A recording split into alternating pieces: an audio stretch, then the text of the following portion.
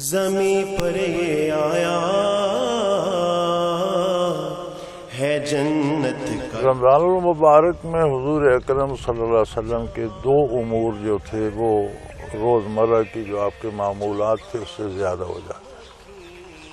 ایک تلاوت ہے قرآن کریم اور ایک آپ کی سخاوت، وہ تو ساری عمر تھی، اور کبھی یہ آپ کی سمانے میں ہے کہ کبھی کسی سائل نے آپ سے نہیں کا لفظ نہیں سنا، سبحان اللہ سبحان اللہ، لیکن رمضان میں بہت زیادہ بڑھ جاتی تھی، صحیح، اور رمضان میں تلاوت بھی حضور بہت زیادہ کیا کرتے۔ اصل بات ہے جی حضور حق کی، ساری عبادات، سارے معمولات، سارے امور دنیا، ان میں اللہ کی یاد موجود ہے۔ جب آپ کوئی بات کرتے ہیں تو آپ کو خیال ہوتا ہے کہ اللہ کریم سن رہے ہیں، غلط نہ کہوں۔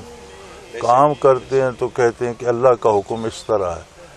تو ہر شے میں اقیم الصلاۃ لذکری، نماز کو میری یاد کے لیے قائم کرو۔ عبادات بھی اللہ کی یاد کو زندہ رکھنے کا سبب ہے، معاملات بھی۔